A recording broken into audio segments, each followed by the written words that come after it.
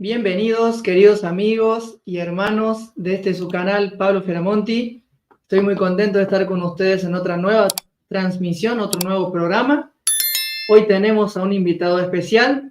Él es Salim Hasir, del canal Flecha Antigua. Ya lo hemos tenido en otra oportunidad anterior hablando acerca de la manipulación genética de Yahvé o de Jehová. Y hoy nos toca hablar sobre lo que son los apócrifos. En el canal nuestro ya hemos hablado un poquito con respecto al Evangelio de Tomás. Volveremos a hablar de ello más adelante, hablando con respecto al Evangelio oculto o el libro secreto de Juan, que está interesante también. Sin más preámbulos, le voy a dar paso a mi invitado, a Salim. Bienvenido, Salim. Muchas gracias por invitarme una vez más a tu canal. Un fuerte abrazo para tu audiencia. Espero que se me esté escuchando y viendo perfectamente. Se te está escuchando perfecto y se te está viendo perfectamente también. Voy a ver si nos han dejado algún comentario para ti. O bueno, después del programa vamos a ir comentando con los comentarios. ¿Cómo están, Salim? Quiero felicitarte. Ya has llegado a más de tus 100.000 suscriptores y también te han dado tu placa, así que estoy contento por tu reconocimiento, amigo, así que felicitaciones. ¿Cómo te sientes? Gracias, Pablo. Bueno, sí, muy contento porque es digamos, el fruto de un esfuerzo, sobre todo el apoyo de todas las personas que durante estos 6 años que llevo mi canal, pues han estado ahí siempre acompañándome, apoyándome. Y bueno, es el reconocimiento a un trabajo y la motivación también para continuar compartiendo con todas las personas y compartiendo esta pasión, ¿no? Que es lo que me gusta hacer. Gracias por tus palabras. Gracias a ti por ser tan amable y gracias también por lo que estás haciendo en tu trabajo, en tu canal y muy buena información. Salim, como viste, hemos hablado acerca, en el canal nuestro, hablar un poco de los apócrifos y hoy vamos a hablar un poco más, pero desde tu perspectiva sobre los apócrifos. Decime, primera pregunta que te voy a hacer. ¿Cómo es que llegaste a interiorizarte o interesarte en los libros apócrifos? Bueno, buena pregunta.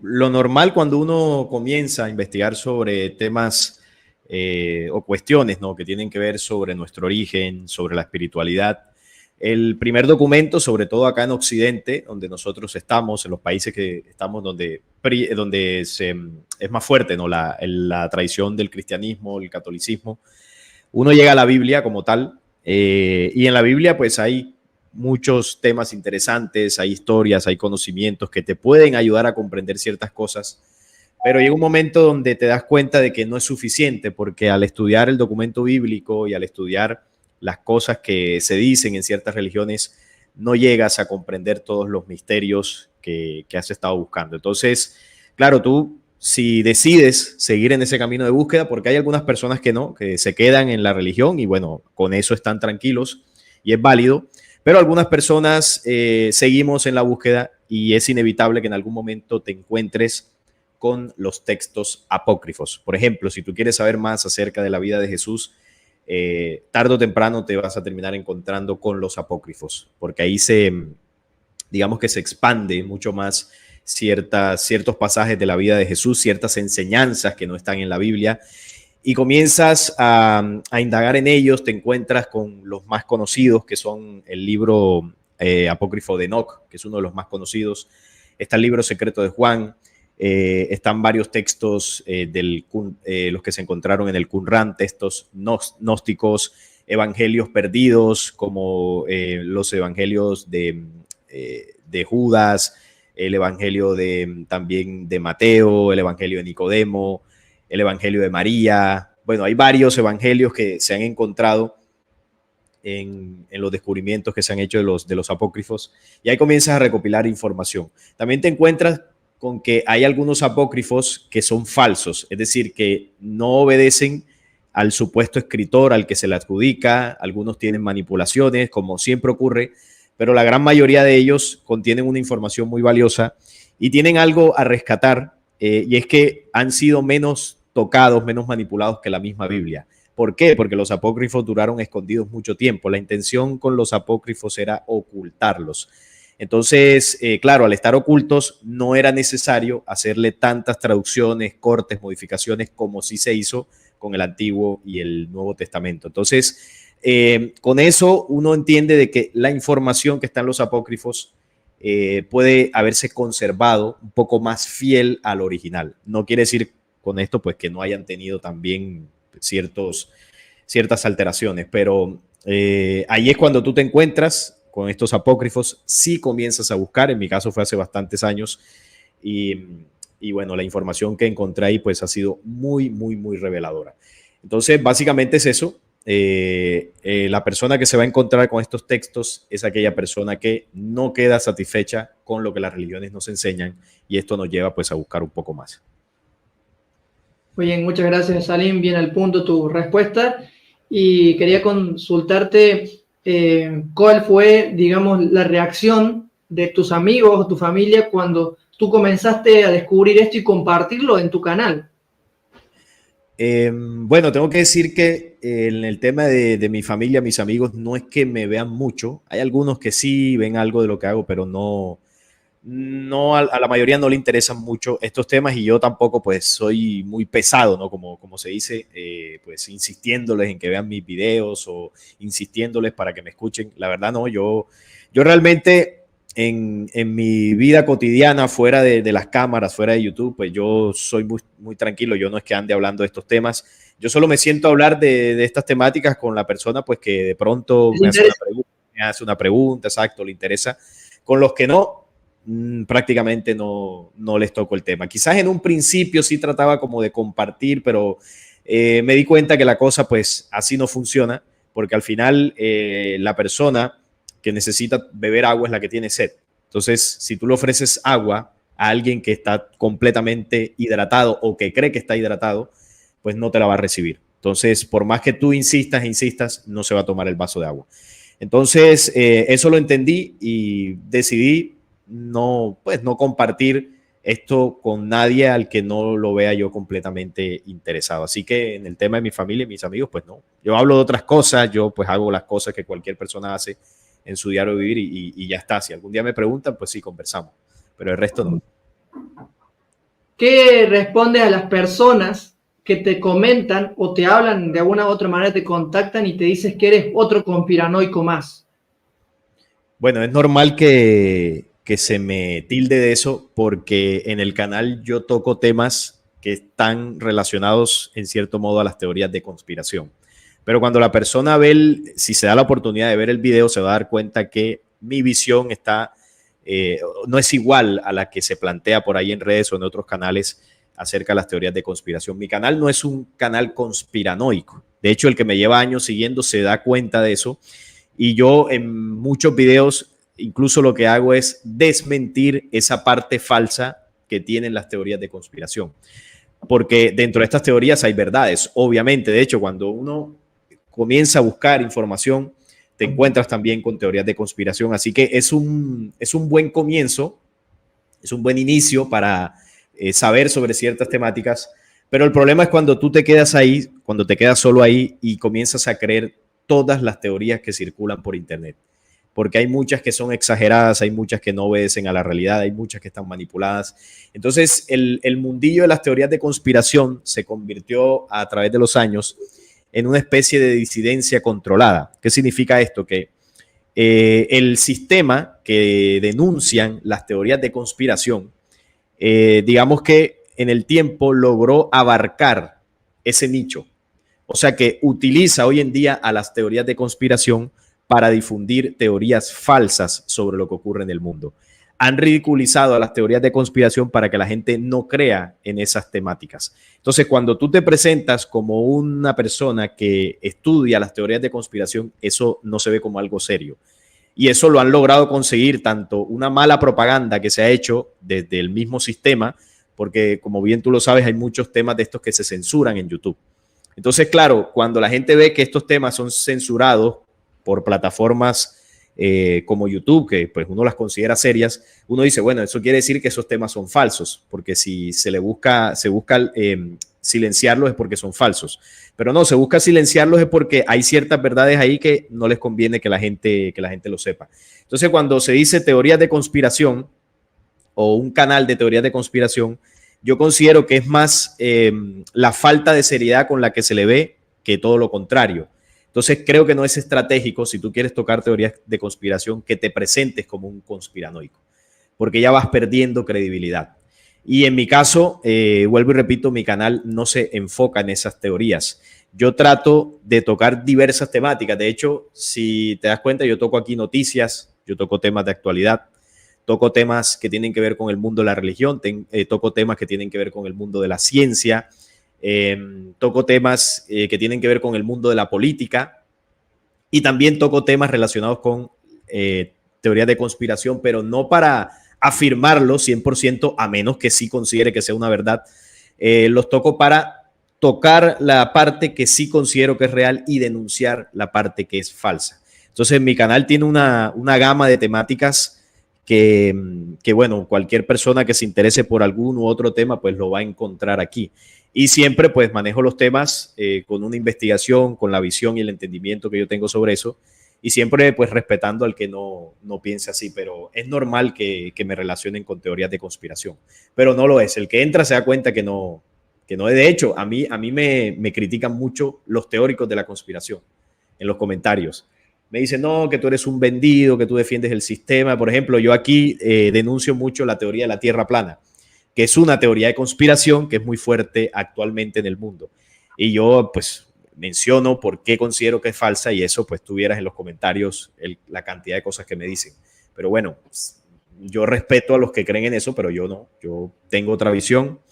Y bueno, lo que sí es negativo de todo esto es que normalmente hay gente que se fanatiza, ¿no? Y defiende su postura sin importar si insulta a la otra persona. Tú sabes que yo casi me convence un tipo, un español, ¿no? Que tú en un momento denunciaste, que creo que se llama Ernesto, ¿no? Con respecto a la Tierra plana y lo que son los astrales y esas cosas. Escuché un poco de ello, después ya no lo seguí más. Antes de que tú lo hubieras denunciado, ya lo había dejado de seguir porque ya me parecían muy locas las cosas que decir. Ernesto, no recuerdo cuál es. Ernesto, no me suena. Es que tiene que ver con los Illuminati, algo así, el canal.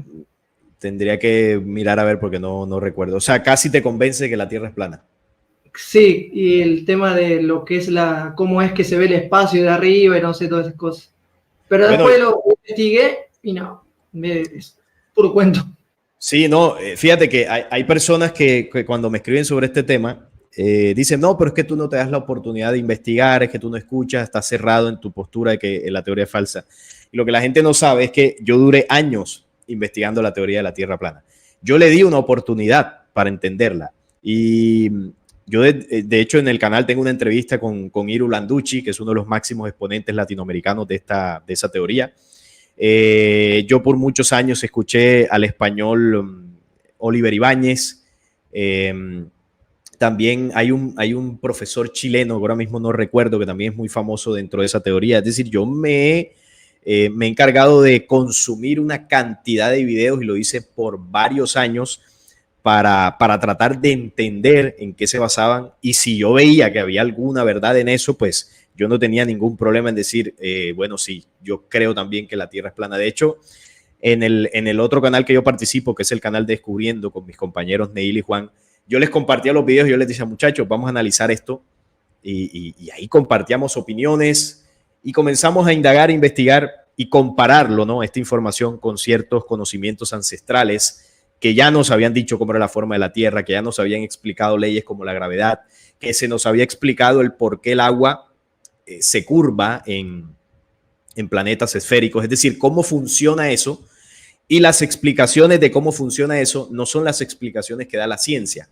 La ciencia habla de que el agua básicamente se pega al planeta por la gravedad y no es esencialmente solo por eso. De hecho, la gravedad no es como la planteó Newton, ni Einstein, ni como se considera en la ciencia. Es decir, ellos solo tocan algunos aspectos sobre la gravedad.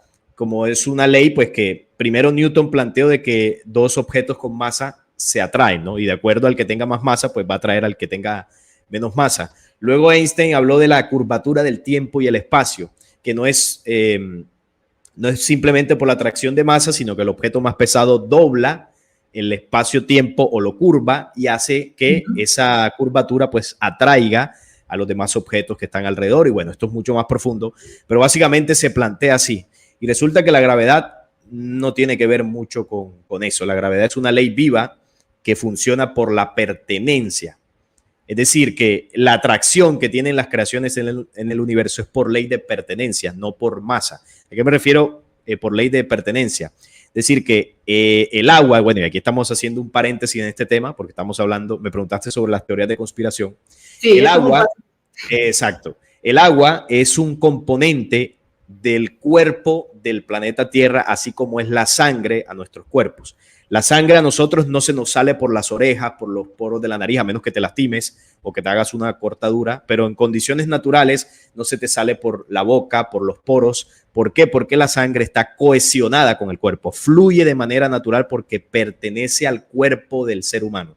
Lo mismo el agua para el planeta. El planeta es un ser vivo, es un cuerpo cerrado, no por la cúpula, como dicen ellos, sino que es un cuerpo que tiene sus capas atmosféricas y es un sistema aquí cerrado para que se geste la vida. El agua pertenece al cuerpo del planeta, es decir, tú no puedes separar el agua, la tierra, los animales como elementos que están unidos por azar a un planeta, sino que todos conforman un único cuerpo. El agua pertenece a la tierra y por eso se adhieren, se complementan, por eso el agua no se va a caer. Estamos hablando de un ser vivo, pero claro, la ciencia no considera a la tierra un ser vivo, dicho por la misma biología. Y los terraplanistas, algunos sí, pero bueno, dicen que es porque la tierra es plana y el agua por eso no se desborda. En conclusión, ni la ciencia ni el terraplanismo han logrado entender el motivo real por el cual el agua sí se pega a una esfera. Y bueno, eso entre muchas otras cosas por las cuales yo no comulgo con esa teoría. Entonces, ya entenderás por qué las críticas, ¿no?, de algunos terraplanistas. Sí. Cerrando paréntesis, Salim, muchas gracias por explicar lo que te pregunté. Con respecto a los apócrifos, seguimos porque es el tema de esta charla.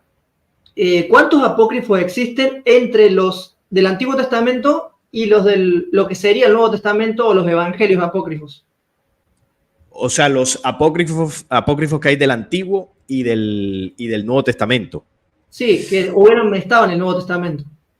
Bueno, es que hay varios, hay libros apócrifos que se llaman también intertestamentarios, es decir, que estarían entre el tiempo del Antiguo Testamento y el Nuevo Testamento. Es complicado saber el número exacto porque hay dos principales descubrimientos, que fue el de 1945 en Qumran, y también los descubiertos si no mal recuerdo, en Nag Hammadi. Entonces, en Nag Hammadi, sí, hay varios códex. Si no estoy mal, llegan hasta el códex número 13. Son 13 códex. Y bueno, ahí dentro de cada códex hay varios. Ahora mismo no recuerdo el número exacto, pero hay algunos códex que tienen 5 textos, hay algunos que tienen 8 textos, hay algunos que tienen 5. Algunos que tienen 3 y varía el número dentro de cada códice.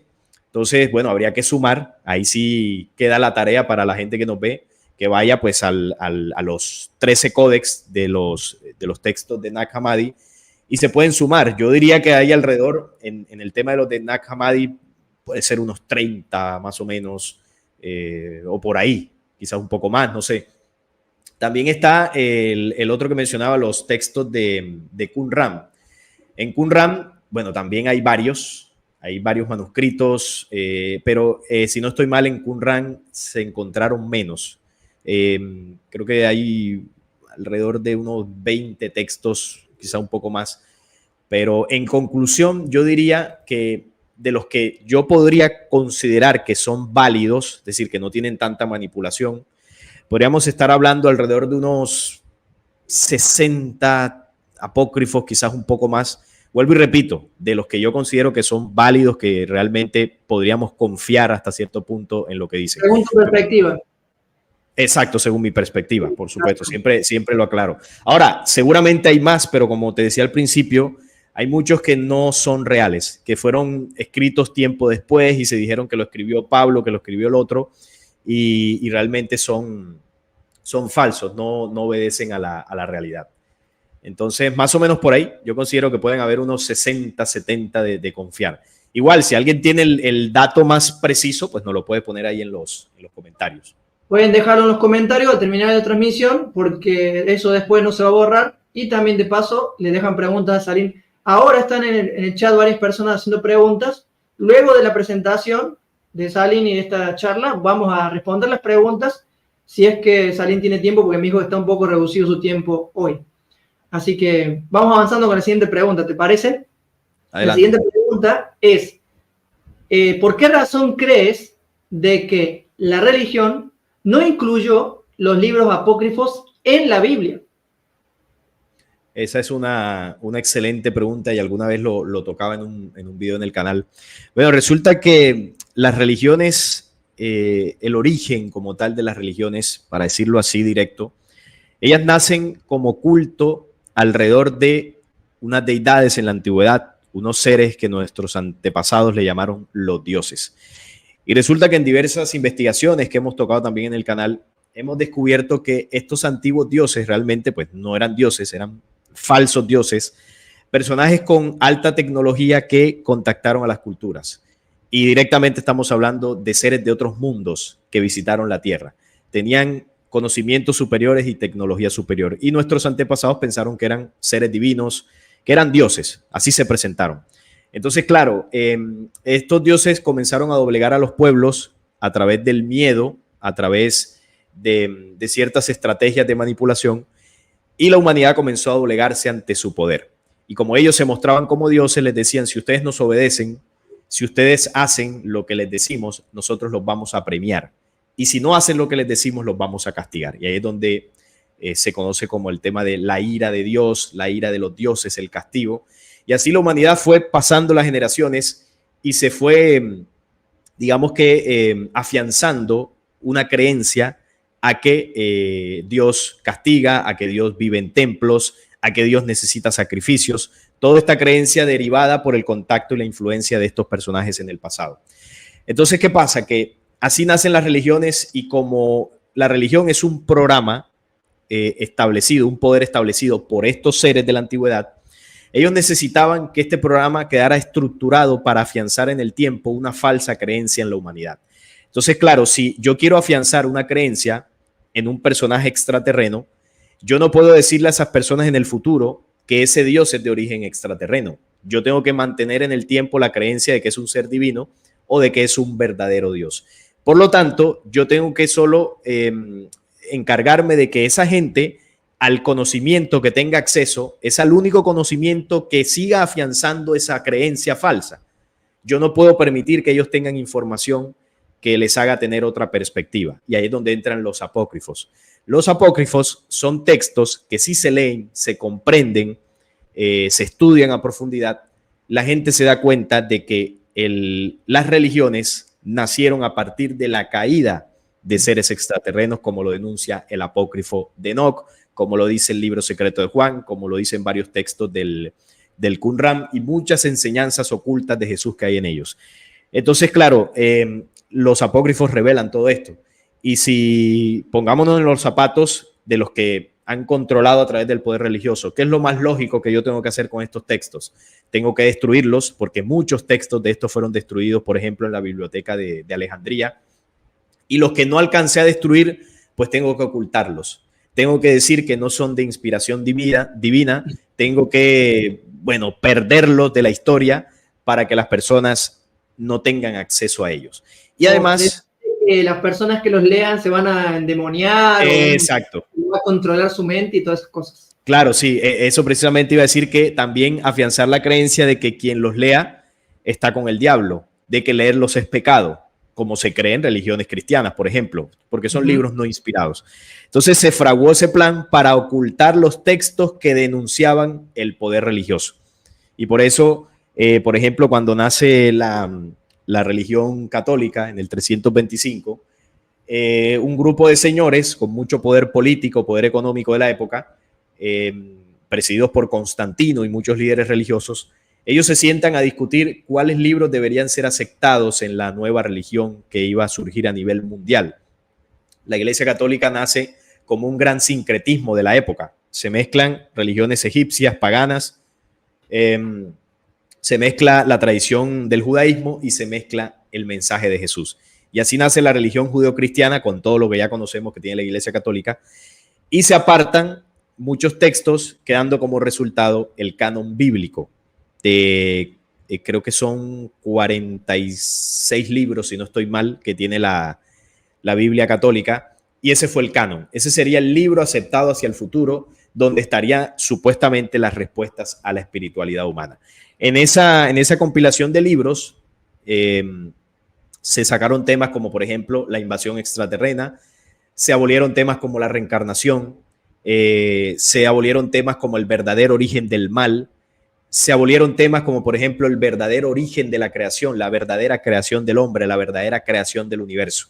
Y esto se suplantó por el cuento del Génesis, bueno, muchas historias que ya sabemos que están en la Biblia, y por eso es que la Biblia no tiene todas las respuestas, más allá que muchos religiosos crean que sí lo tiene.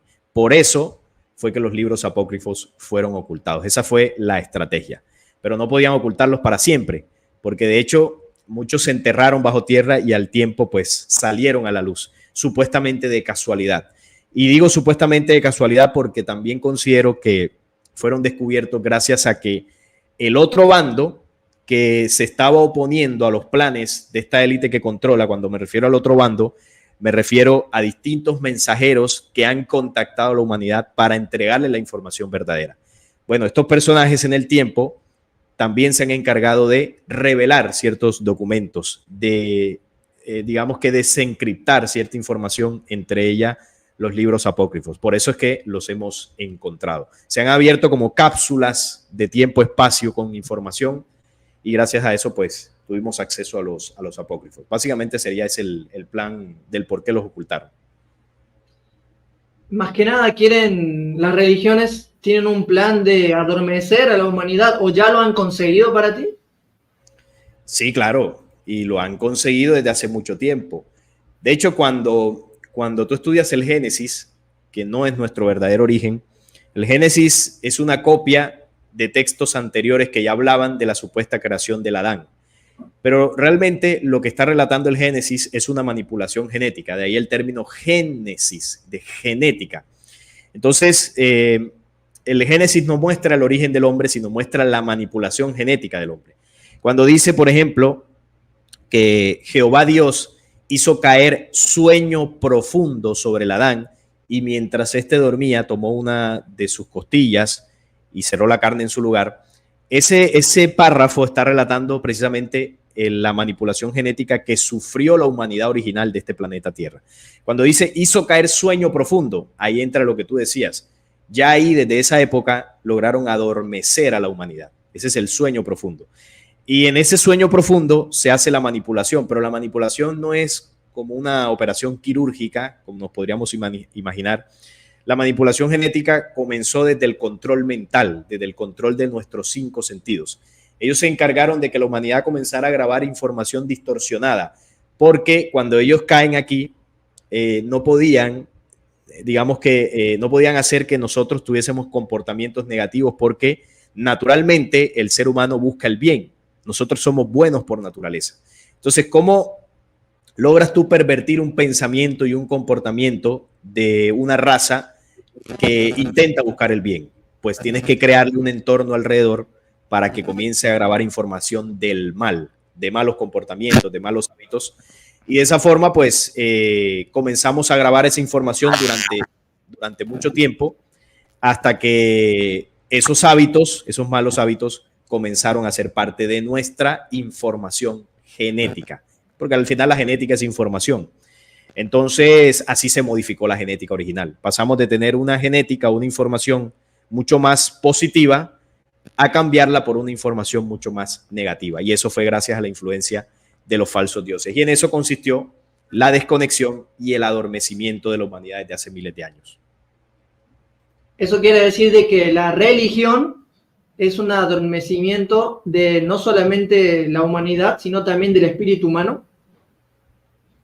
No te escuché bien esa pregunta, me repites, por favor. Si la religión busca que no conozcamos nuestra esencia del espíritu humano, o sea, que no Total, es una verdadera espiritualidad, sino que es un plagio de la espiritualidad verdadera.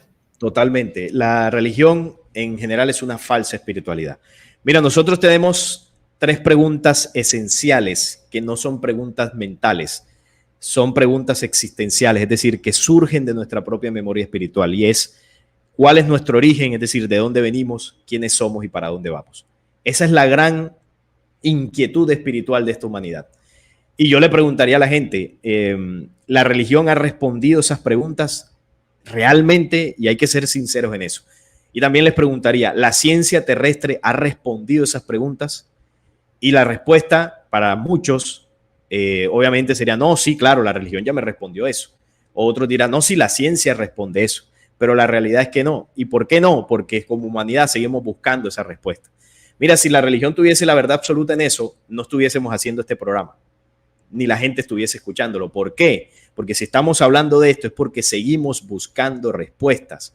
Porque si estuviese en la religión católica, yo estuviera ahora mismo en misa, allá rezando porque encontré la verdad absoluta, o estuviese metido en una escuela de ciencia porque estaría encontrando ahí la verdad absoluta.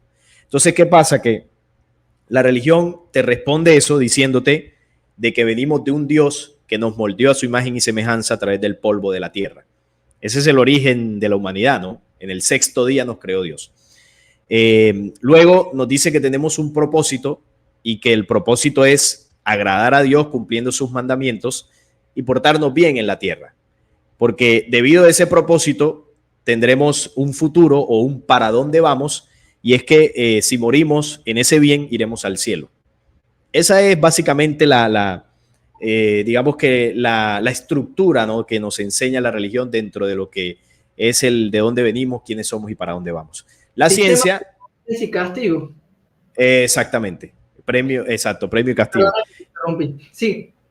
Sí, en el tema de la ciencia, pues cambia un poco la cosa, pero te dicen que venimos del Big Bang, de un origen un poco caótico, y que nosotros en esencia somos animales porque partimos de una evolución, según planteó Charles Darwin.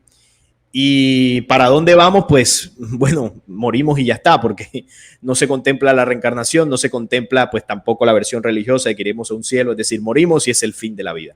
Es bastante desolador. Si tú te sientas a analizar ambas posturas, tanto la religiosa como la científica, son bastante desesperanzadoras desde mi punto de vista. No tiene sentido tener una existencia para morir, irme a un cielo y quedarme allá eternamente si me porté bien. Y uno dice, bueno, ¿y el bebé que murió de 5 meses o el niño que murió a los 5 años, qué pasa si no entraron a la religión? O la persona que falleció muy joven y apenas estaba comenzando a entrar a la religión, entonces no cumplió los mandamientos, ¿y qué pasa? ¿Queda en el limbo o se va para el infierno directamente? Entonces, como te das cuenta, si aquí nos podemos profundizar en la respuesta que da la religión o da la ciencia, hay muchos más vacíos que certezas. Por lo tanto, eso nos demuestra de que hay una falsa espiritualidad. Además de eso, que las personas que integran la religión realmente no se transforman espiritualmente hablando, porque dentro de la religión hay mucho error todavía, hay mucha perversidad. Entonces, eso te está dando a entender que lo que se concibe como espíritu dentro del mundo religioso no es realmente la espiritualidad, es religiosidad, es creencia, porque la verdadera espiritualidad se enseñó a la humanidad también. No es que, bueno, y entonces, ¿cuál es la verdadera espiritualidad? No, esto se ha enseñado. Nosotros sabemos que como esencia, como seres humanos, buscamos el bien. Y se nos han entregado distintos conocimientos para que nosotros nos alejemos de esos hábitos negativos que el sistema nos ha enseñado durante tanto tiempo. Uno de los mayores mensajeros o personas que nos entregó muchas herramientas fue el Cristo. El Cristo hablaba del perdón, de la mansedumbre, de la pureza. Hablaba precisamente de la pureza del corazón, de la pureza del pensamiento. Y Jesús fue muy enfático en eso, ¿no? Estoy escuchando como un ruido, no sé si tú lo escuchas. Ah, bueno, ya no se escucha. Ahora sí. Jesús fue muy enfático en dar esas enseñanzas para que el ser humano se transformase, para que pasáramos de una condición de adormecimiento, una condición de muerte, a volver a la vida original, a conectarnos a la creación. Entonces, si nos damos cuenta, ni la ciencia ni la religión te aseguran eso. Y hay personas que dirán, no, pero yo era vicioso y entré a la religión y me transformé. Pero no te transformaste por entrar solamente a la religión, te transformaste porque sientes que tienes un propósito para hacerlo. Es decir, tú mismo hiciste el trabajo, pero el entorno religioso, digamos, que te ayudó y te hizo creer que por ahí era el camino y por eso te transformaste. Pero también podemos contar miles de casos de personas que entran y no lo logran también por ellos mismos, porque no quieren transformarse. Solamente cuando el ser humano tiene un propósito trascendental, no importa si está en la religión, si está en la ciencia o en cualquier lado, cuando tienes un propósito trascendental en tu corazón, eso te impulsa a dejar los vicios, a dejar los malos hábitos. Si no tienes ese propósito en tu corazón, es complicado hacerlo, es más complicado hacerlo. Entonces, sí, como tú lo planteabas en la pregunta, realmente la religión fue creada para atrasar el espíritu humano, no para ayudarlo a avanzar. Muchas gracias. Sí, es cierto, y coincido contigo en lo que estás diciendo, y es lamentable, o como no hemos atrasado, y no solamente ha hecho que se atrase nuestro conocimiento, sino también ha hecho que la ciencia, culpa de la religión, también se atrasó en muchas cosas que podría haber descubierto. Tengo información, o sea, que he leído que hay personas que, así como tú, que son investigadores, piensan de que otras humanidades están más adelantadas que nosotros en el espíritu y también podemos decir la tecnología. No sé qué sabes sobre eso. Sí, totalmente. Es que el universo está rebosado de vida. Hay multiseres, multiformas, tanto a nivel humano como a nivel del reino animal, del reino vegetal, en todo el universo. Entonces, claro, hay humanidades que son mucho más antiguas que nosotros, humanidades igual a nosotros, seres humanos, que tienen un avance espiritual y tecnológico muy superior. De hecho, cuando hablamos de los mensajeros del pasado, los que llaman profetas, los mensajeros que procedían del Dios verdadero, como se conoce, o los mensajeros que venían de la luz, precisamente pertenecen a humanidades, de seres humanos, que están en un nivel espiritual superior. Y gracias a que están en ese nivel espiritual superior, vinieron a este planeta a enseñar, a entregar herramientas para que el hombre terrestre, que está apenas comenzando un camino de transformación, logre avanzar de una manera más eficaz. Por ejemplo, Jesús procedía de tiempos en la creación muy anterior, es el vástago de la creación.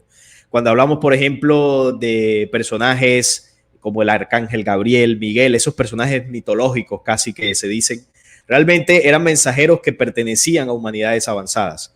Por eso podían venir hasta acá con su tecnología y por eso podían enseñar lo que enseñaban, una sabiduría totalmente conectada a la vida, una sabiduría muy superior. Y si tú comparas esa sabiduría con, por ejemplo, los conocimientos actuales de la ciencia o los conocimientos de supuestos gurúes espirituales que lideran sectas y grupos, no tiene nada que ver. Es decir, ese conocimiento que entregaron los profetas del ayer es el que realmente nosotros debemos buscar y debemos aplicar, porque procede de fuentes superiores en espíritu, en inteligencia, en tecnología, y precisamente al estar más avanzadas es lo que les ha llevado a venir a ayudar.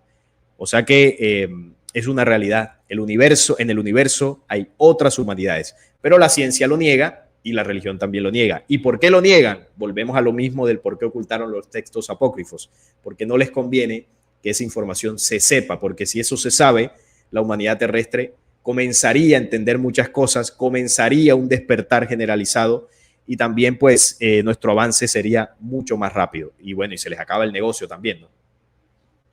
Exactamente, totalmente. Con respecto a los apócrifos, ¿cuál es el mensaje trascendental que transmiten los apócrifos para ti y que Jesús quiso transmitir incluso en el Jesús que se menciona en algunos apócrifos o varios apócrifos? Bueno, los textos apócrifos ayudan a responder con mucha mayor eficacia las preguntas que te planteaba ahorita. ¿Quiénes somos? ¿De dónde venimos? ¿Quiénes somos y para dónde vamos? En los textos apócrifos hay excelente información para ayudarnos a comprender mucho más esas preguntas y las respuestas a esas preguntas. Yo diría que eso es lo que aporta, porque, por ejemplo, el libro secreto de Juan, que para mí es el texto que da una revelación, la mayor revelación considerado por mí que muestran o que tiene un libro apócrifo es el libro secreto de Juan. El libro secreto de Juan nos habla del origen verdadero, del origen, ni siquiera del planeta o de la humanidad, el origen del origen. Y ahí es la respuesta de realmente de dónde venimos, ¿no? Te muestra el origen luz en la creación. Luego te dice el origen del ser humano, el origen de la humanidad, del Adán, ¿no? De lo que conocemos como el Adán. Eso está ahí revelado. Te muestra el origen de la oscuridad, de dónde procede todo el mal que hoy, por ejemplo, padece el planeta Tierra. Y te muestra también ese plan de ascenso, es decir, cuál es el propósito de humanidades como nosotros. ¿Cuál es el fin? ¿Cuál será el fin de ese caos, de esa oscuridad? ¿Y qué papel nosotros tenemos dentro de eso? Esa revelación la hace el libro secreto de Juan. El libro de Enoc te revela la invasión extraterrena al planeta Tierra. Yo diría que esa es la revelación más importante que tiene, además de que tiene profecías, el libro apócrifo de Enoc.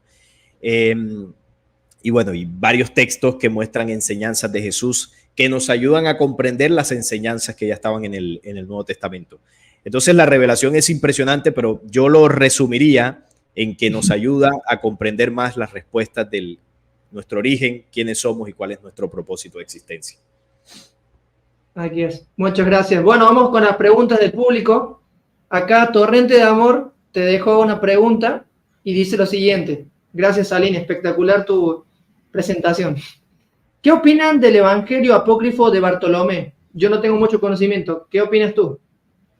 Bueno, el apócrifo de Bartolomé, sobre todo, deja muchas enseñanzas. Y es donde yo digo que los textos apócrifos tienen herramientas, tienen enseñanzas que obviamente no están en la Biblia y que nos ayudan a entender más, por ejemplo, el mensaje de Jesús, el mensaje que quiso dejar Jesús.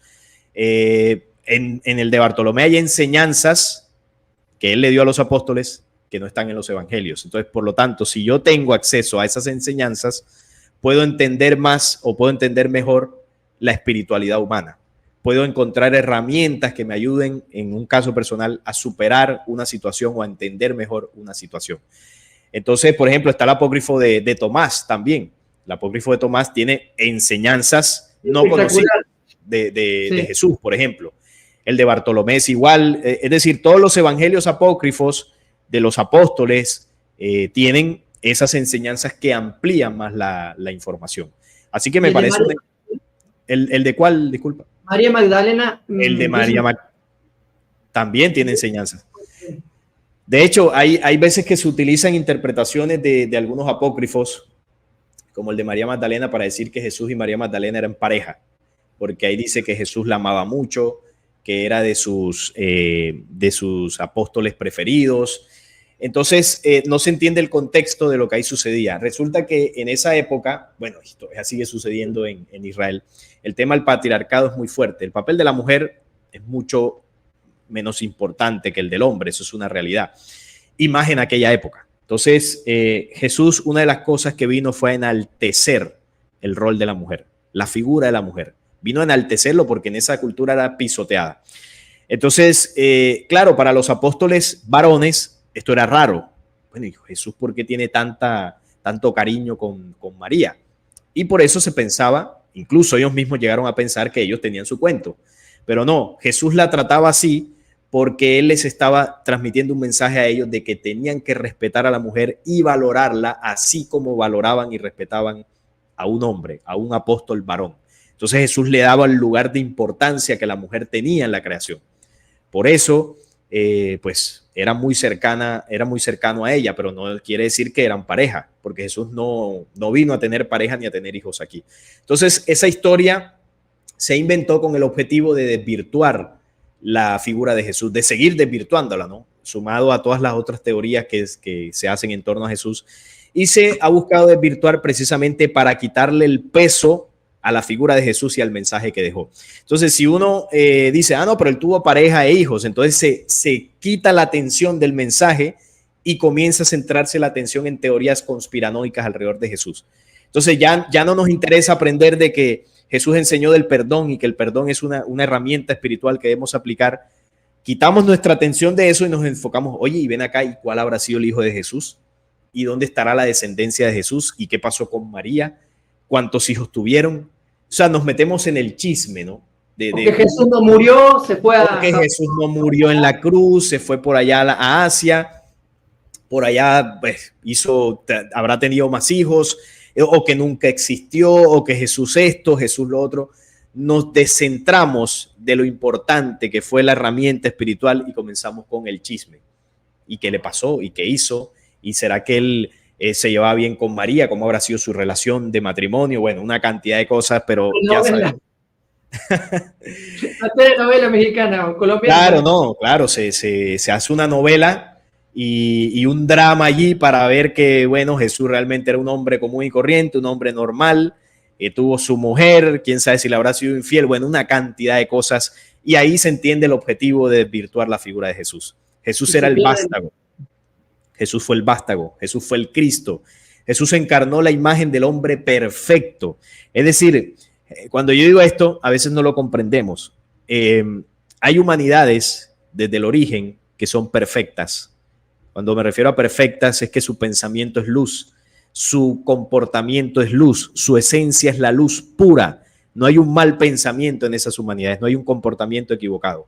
Bueno, Jesús trajo la esencia del hombre perfecto y la encarnó en un cuerpo físico.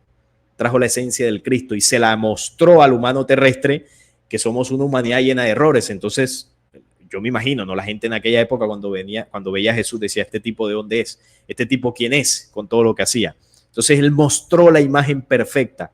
Y claro, se inventan las teorías para quitarle perfección a la imagen de Jesús. Y no quiero decir con esto que tener pareja e hijos sea ser imperfecto. No, lo que pasa es que Jesús no vino a eso, porque él sabía la misión que tenía. Él sabía que iba a morir, él sabía que lo iban a perseguir. Entonces, ¿para qué deja descendencia y mujer?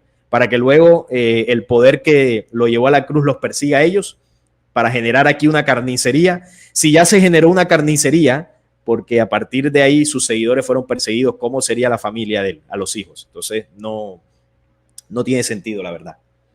No tiene sentido, la verdad. Gracias, Salim. La hermana Elvia, ella te ha visto en tu canal y también se sigue en tu canal y dice que tenés muchas cosas importantes y te deja la pregunta. Tengo una pregunta para Salim. ¿Se escribe sobre la reencarnación en el libro secreto de Juan? O sea, ¿se habla de la reencarnación sobre el libro secreto de Juan?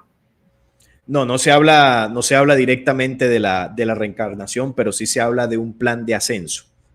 Cuando dice que el camino del ascenso es el mismo que el de descenso. Y se habla que las humanidades o el Adán, el humano, contiene un espíritu ascendente. Entonces, claro, si tenemos un espíritu ascendente y si hay un plan de ascenso, porque esto lo comprendes leyendo otras informaciones, otros textos, porque el conocimiento de las estrellas fue entregado, pero fue entregado por medio de distintas fuentes a distintas culturas. Y esto tuvo que ser así. ¿Por qué? Porque, por ejemplo, vamos a ponernos en los zapatos de los hombres de las estrellas que venían a ayudar a sabiendas que aquí hay un plan oscuro que quiere ocultar y manipular la información, que lo han hecho. Entonces, claro, si yo vengo acá y le entrego todo el paquete de información a una única cultura, a una única persona, y le dejo la misión a esa persona que entregue la información, ¿qué va a pasar? Es muy peligroso porque si el programa que intenta manipular se da cuenta que la información la tiene una única persona, ¿qué le va a hacer a esa persona? La desaparece. Y si la desaparece la información completa. Y si yo se la entrego a una única cultura, pues ellos arrasan esa cultura. Entonces, ¿qué hicieron ellos inteligentemente? Disgregaron el plan y lo trajeron a distintas culturas y en distintos tiempos para que la información fuese bajando poco a poco. Entonces, si nosotros queremos conocer acerca de la reencarnación, no es suficiente con los textos apócrifos o con el apócrifo de Juan. Es necesario entender otras culturas que también recibieron el mensaje. Por ejemplo, en la India se recibió la información de la reencarnación. ¿Qué pasa? Que al pasar el tiempo esto se manipuló y se mezcló con otras creencias para desvirtuar la esencia real que tiene la reencarnación. Entonces, uno que tiene que hacer, comenzar a buscar las partes del conocimiento real que fueron entregados por distintos puntos de la humanidad. Hacer un proceso investigativo, comprobar, pues, en la medida que se pueda la veracidad de esto, tratar de quitarle la manipulación que tiene y de esa forma ir construyendo un rompecabezas de información que te va entregando cada vez más certezas. Pero en el libro secreto de Juan no te va a decir directamente, no, la reencarnación, pero sí habla de un plan de ascenso. Pero bueno, digamos que entre líneas más o menos se da a entender. Sí, aquí te saludan de Miguel Mundaca, él es de acá de Perú, vive aquí en Lima, donde vivo yo. Bendiciones, hermano, y saludos también. Cordiales saludos a Pablo y también a Salim, te saludan de acá. Valeria también te saluda, creo que ella debe ser de tu canal, porque no la he visto por acá. Buenos días, Salim. Un abrazo también para usted. Y aquí más adelante te dejan otra pregunta. ¿Cómo está de tiempo? Disculpa la pregunta. Adelante, podemos seguir un poco más. Mira lo que dice hermano Miguel. Lee, Salim. ¿Dónde está que no veo el...? Ah, ok, ya lo estás. Con la explicación de Salim me estoy haciendo más hereje. Bueno, supongo por el tema de los apócrifos, ¿no? Que quien los estudia es considerado hereje. Bueno, eso es lo que hay que hacer, ¿no? Volvernos herejes, porque una de las cosas que el sistema nos ha hecho creer es que lo que es considerado divino o sagrado es intocable, no podemos cuestionarlo. Y si lo cuestionamos, pues estamos con el diablo o somos herejes. Yo diría que hay que volvernos un poco herejes para poder entender muchas cosas.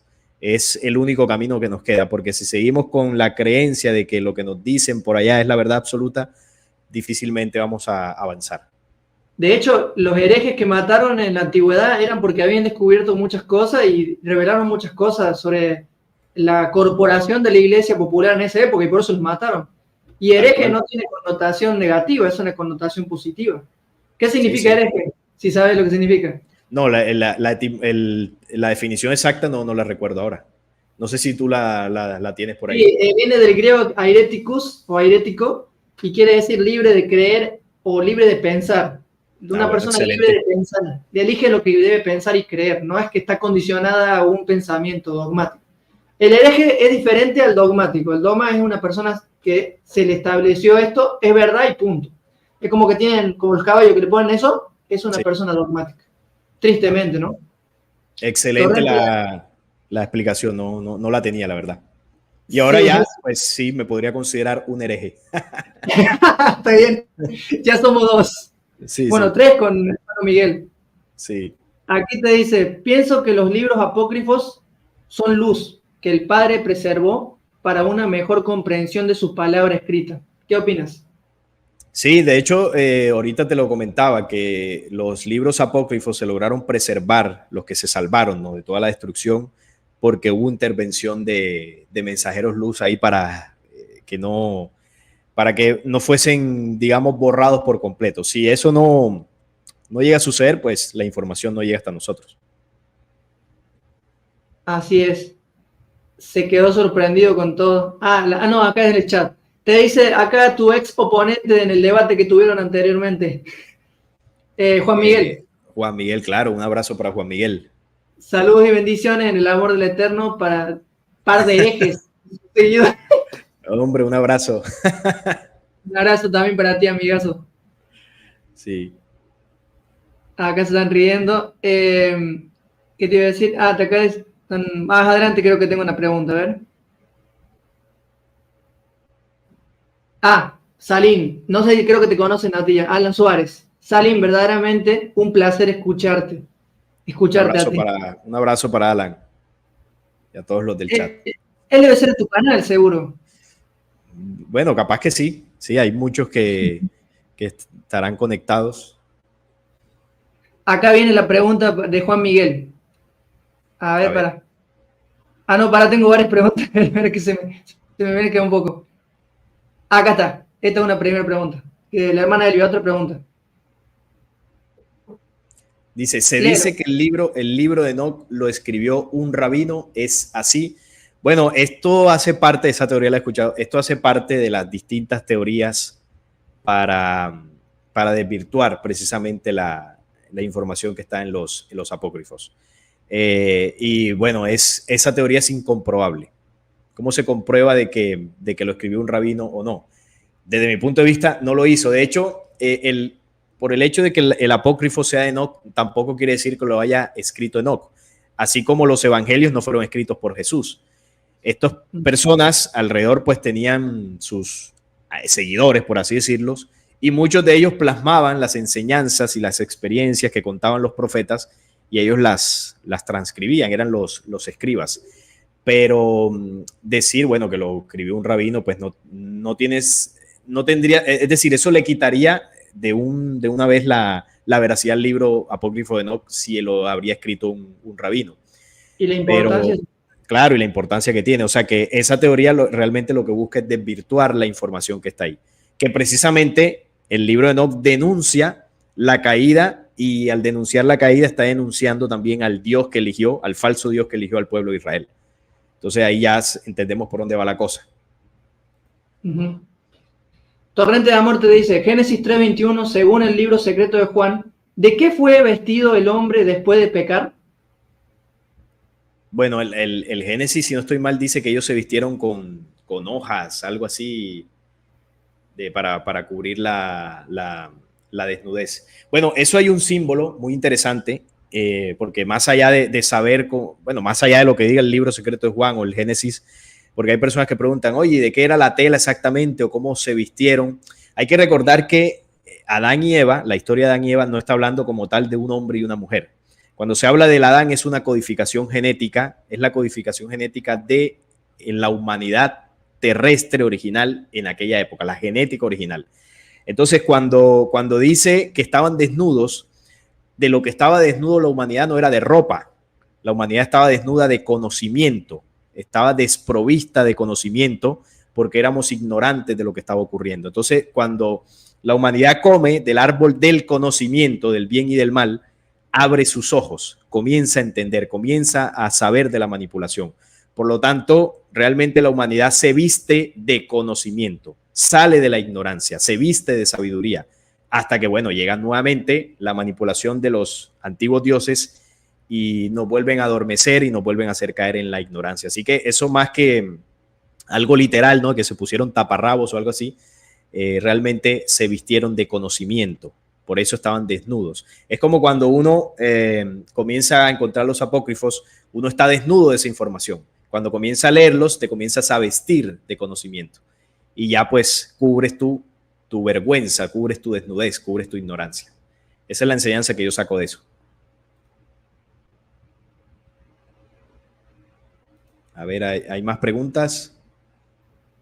Sí, justo se me desactivó el micrófono, por eso no hablé. Ah, ok. Ahí está. Tengo una pregunta para Sarín, de Alan Suárez, dice. ¿Qué quiso decir Hebreos 2:14 cuando dice que Jesús le sacó las llaves del imperio a Satanás? O Apocalipsis 20:10 a Judas y Judas 6. No sé si tenés idea de esos versículos, si no lo leemos. Bueno, vamos a leerlo porque a veces las personas colocan versículos y yo no me grabo los versículos. Por ejemplo, el primero él dice, el Hebreos 2:14, cuando Jesús le sacó las llaves del imperio a Satanás. Vamos a leerlo. Hebreos 2:14. Vamos a buscarlo por acá. Dice, ¿es Hebreos o Hechos? Hebreos. Así que por cuanto los hijos participaron de carne y sangre, él también participó de lo mismo para destruir por medio de la muerte al que tenía el imperio de la muerte. Esto es el diablo, y librar a todos los que por el temor de la muerte estaban durante toda la vida sujetos a servidumbre. Bueno, esto yo lo entiendo con lo que hace Jesús con el tema de la resurrección. Resulta que este mundo es sometido por este programa oscuro a través de la muerte. Es decir, a nosotros nos instalan el miedo a la muerte. Nos instalan el miedo a la muerte y nos hacen vivir en una muerte permanente con esa desconexión que tenemos de nuestro espíritu. Vivimos en un mundo plagado de vicios, por lo general, de malas acciones, malos comportamientos. Eso es estar en la muerte. Entonces, ¿qué pasa? Que mientras estamos en ese mundo, quien tiene el control de nosotros es Satanás, en el símbolo, ¿no?, como se habla ahí.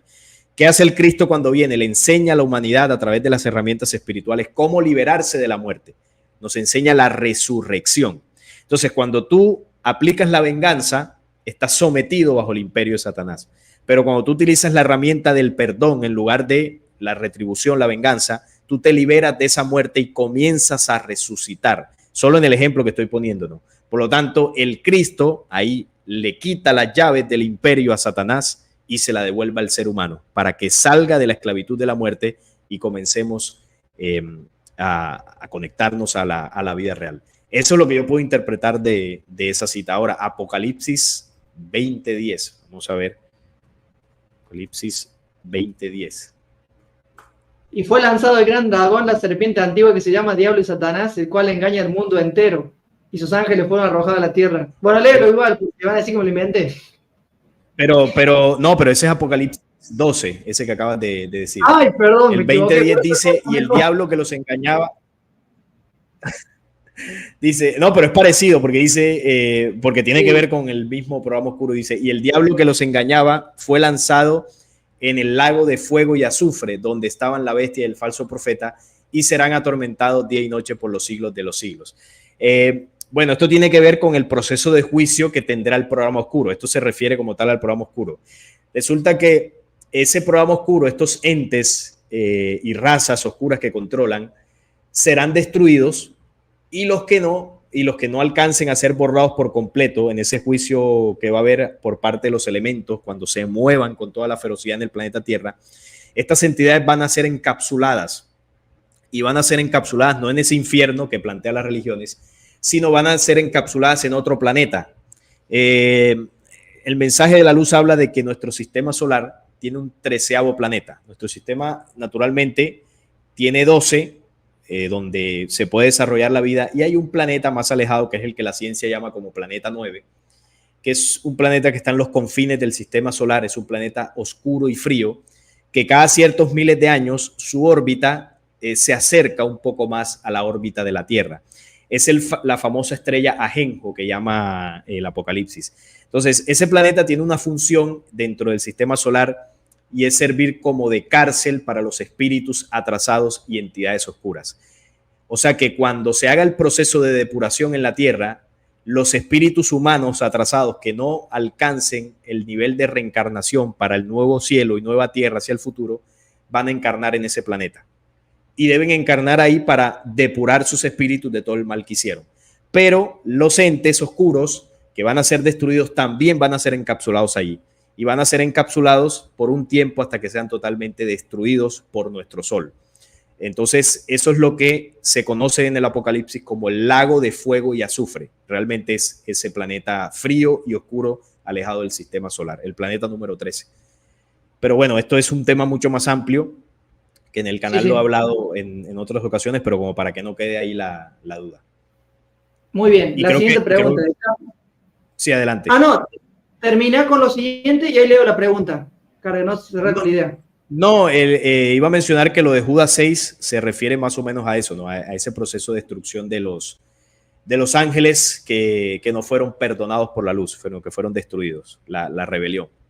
Adelante, podemos continuar con la otra pregunta. Saludos. En internet me topé con los documentos obtenidos por JJ Benítez, de un mayor de la Fuerza Aérea, en la cual habla de una máquina del tiempo que viaja a la época de Jesús, o que viajó a la época de Jesús. ¿Qué sabes sobre eso? Sí, eso es la saga de Caballo de Troya, JJ Benítez, pero el mismo JJ Benítez lo dice, que parte de su obra tiene ciencia ficción. O sea, no podemos tomarlo como una fuente de información verídica. Unos libros excelentes que son muy, muy entretenidos, tienen datos que son reales, pero tiene una parte de ciencia ficción, entonces no podemos tomarlo como fuente de información ni nada de esto. O sea, eso no ocurrió realmente. Eso no ocurrió. A ver, bueno, ahí te digo la respuesta, Carlos. Gracias por tu pregunta. Juan Miguel, lee la pregunta, porfa. A ver, dice, ¿tú crees en Jesús como Dios o crees en el Padre de Jesús? Y si hay en los apócrifos información de ellos. Bueno, el libro secreto de Juan te aclara esa duda enseguida. ¿Quién es Jesús? Es algo que a veces, bueno, es una duda normal. Jesús es el Cristo, y el Cristo es el vástago, el primer hijo del Creador. Pero bueno, uno ve esto como si Dios fuera un señor que tuvo como un hijo como lo tenemos nosotros. Cuando hablamos del Padre, cuando hablamos del Cristo y cuando se habla del Santo Espíritu, como dice la Iglesia, son leyes o fuerzas creadoras desde el origen, no son señores, no son seres humanos. Son las leyes o pilares que se establecieron para crear todo lo que existe.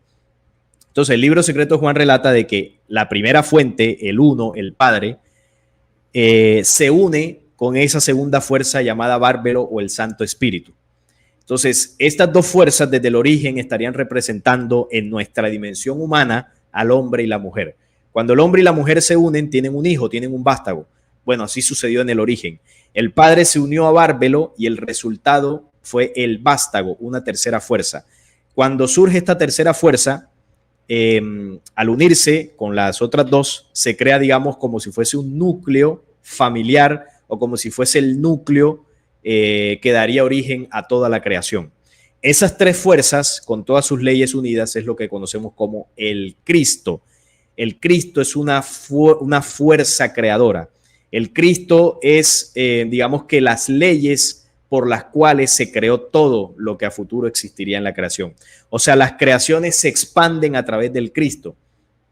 Y el Cristo precisamente representa todas las leyes originales de la luz. Entonces, cuando el Cristo encarna en un cuerpo físico llamado Jesús, Jesús lo que le estaba mostrando a la humanidad era al Padre, le estaba mostrando al Espíritu, a la humanidad, le estaba mostrando al vástago y nos estaba mostrando al hombre perfecto. O sea que el que veía a Jesús veía al Padre, porque Jesús reflejaba las leyes del Padre siendo él el Cristo, porque el Cristo contiene las leyes del Padre.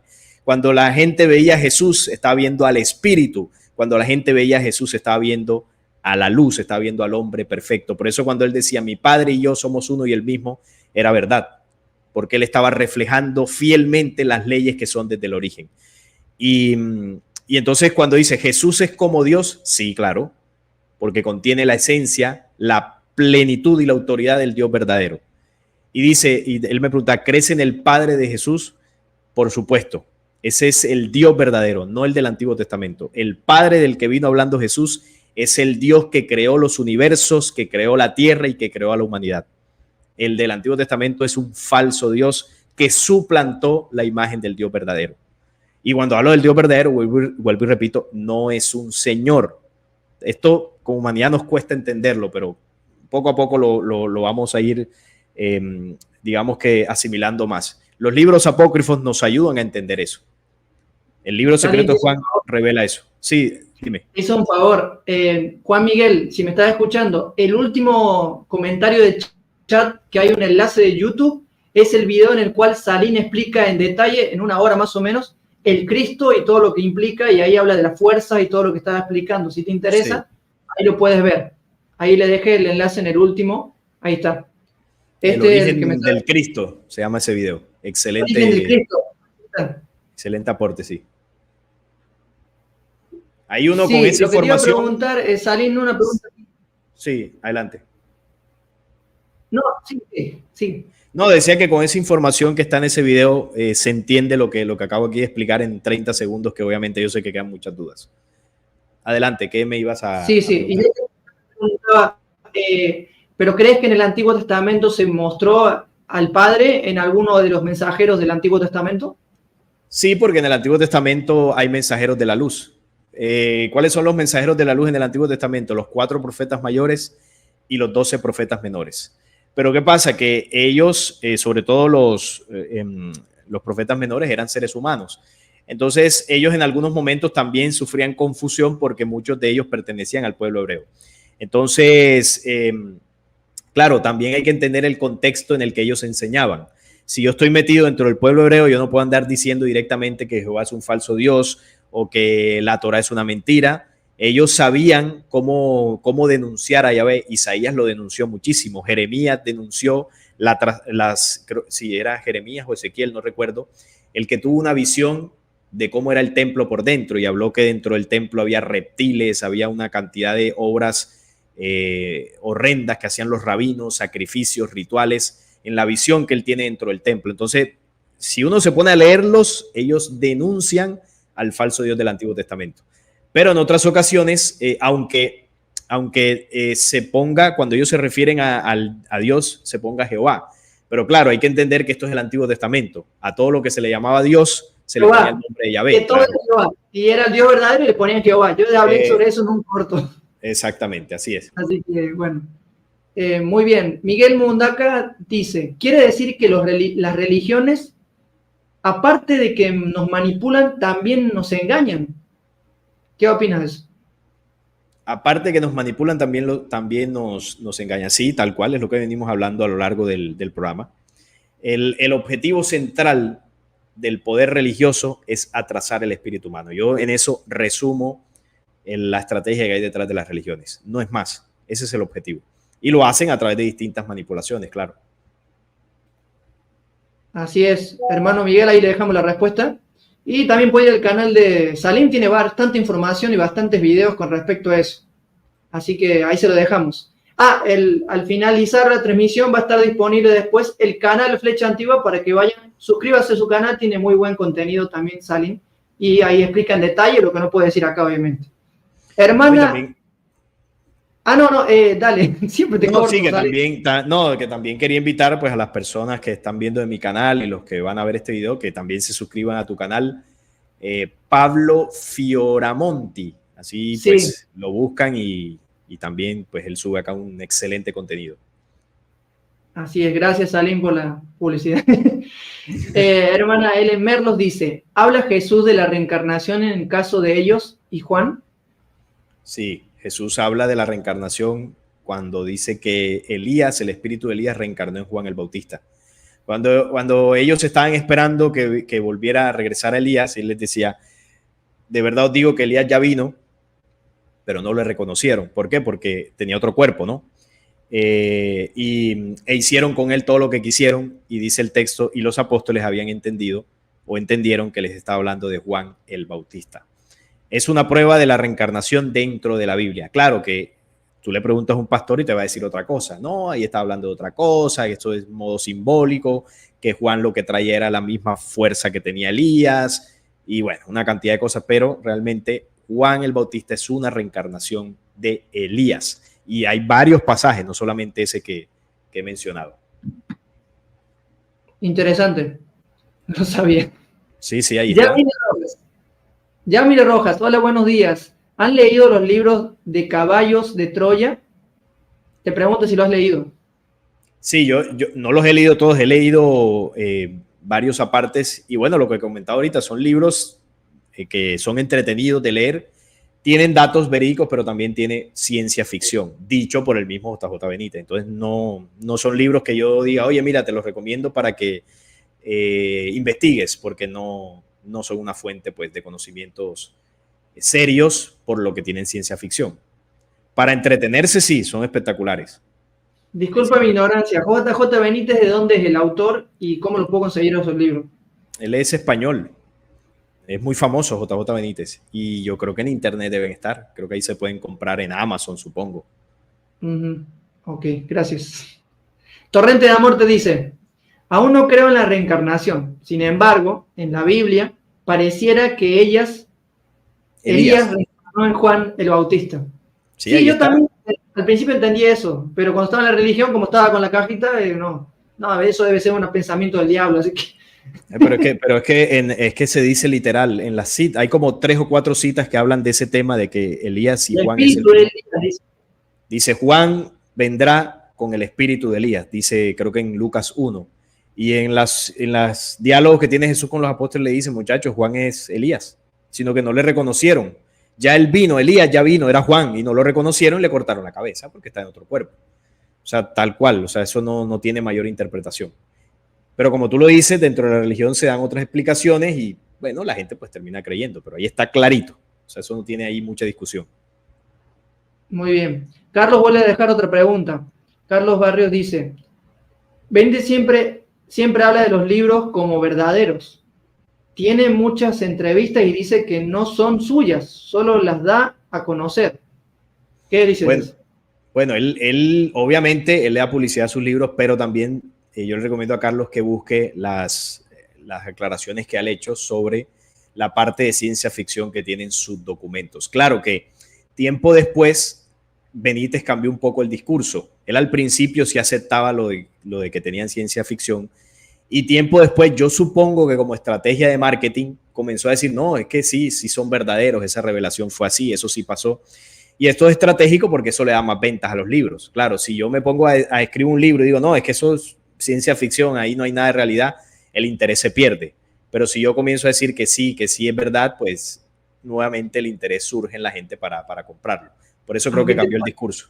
Te parezca medio extraño, bueno, mi perspectiva, ¿no? He descubierto, después de muchos años de haber leído los libros de la saga de J.K. Rowling, de Harry Potter, hay muchos mensajes ocultos. Obviamente está la magia y todo lo demás y la fantasía, sí, pero para crecimiento personal y para crecer como humanidad. O sea, hay un contraste entre la fuerza y el bien y el mal. Si te notas, la mayoría de las ficciones llevan eso.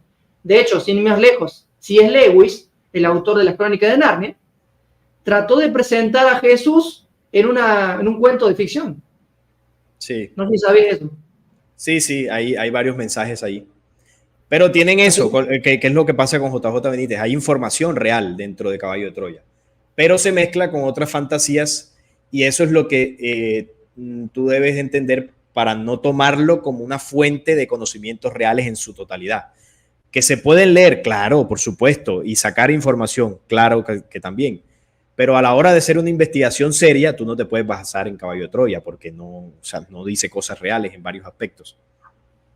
Claro, tampoco te puedes basar en Harry Potter. Pero es como... Exacto, que puedes sacar cosas de ahí, sí, pero hombre, dice, voy a hacer una investigación para demostrar que tal cosa es verdadera porque lo vi en Harry Potter. No sé.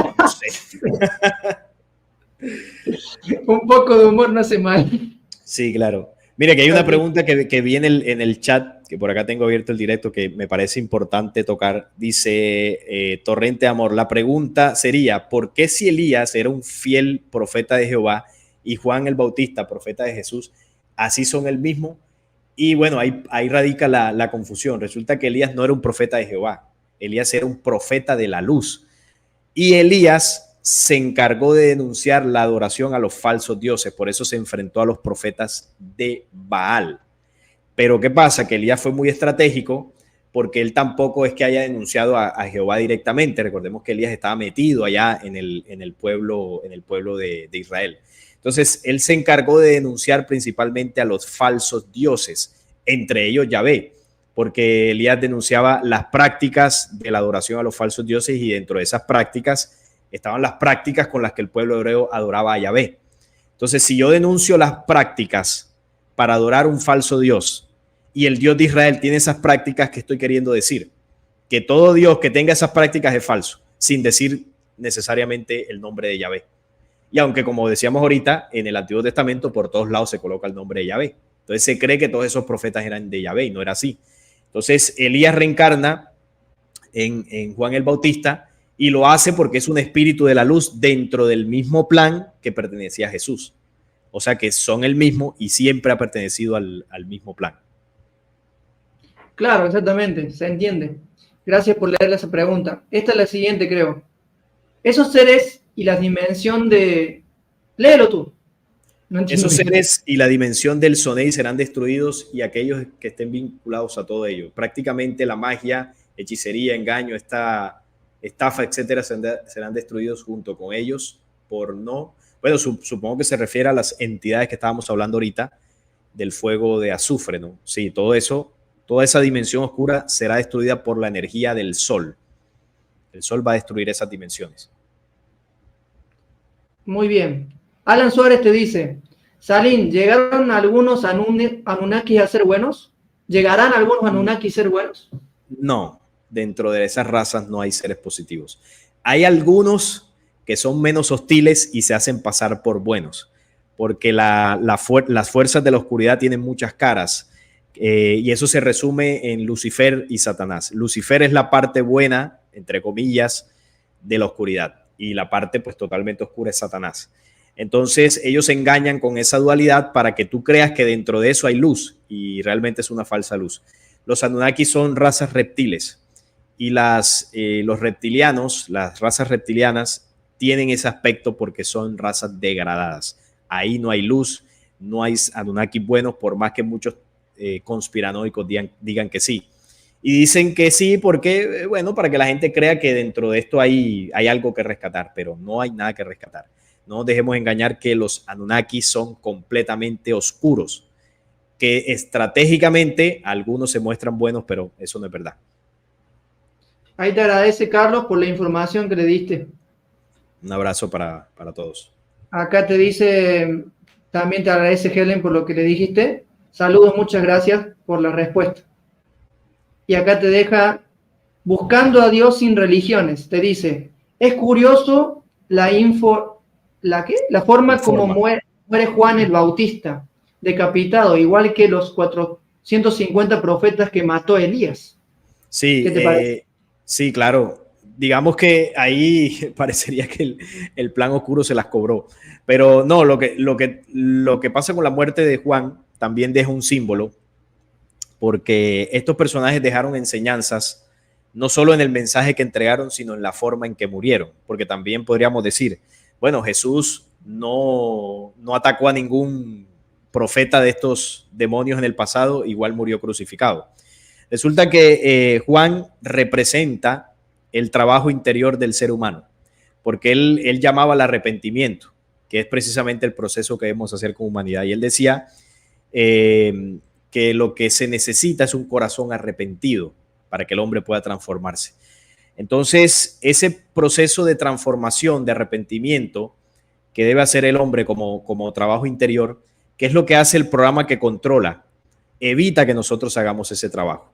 Entonces, la forma en que ellos hacen esa manipulación es precisamente decapitando la verdad que hay en nosotros.